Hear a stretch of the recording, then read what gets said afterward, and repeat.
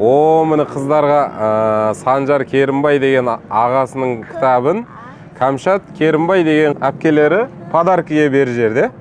Қазір ашып көреміз, қандай кітап екен. Керемет кітап мен ойымша. Санжар Керімбай деген мықты ақын біздің ютубтан көріп тұрамыз ғой, ол кісіні.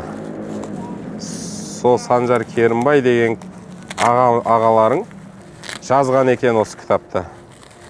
Атын қазір көреміз. Уқты, міне әлдейден эпосқа дейін дейді. Күшті, керемет. Как раз сендер оқитын кітап екен. Міне. Кітап оқымайтын қыз дейді. Күшті кітап екен. Оқып берейін ба? Тақырыбын оқып берейін ба? Тал бесіктен жер бесікке дейін дейді.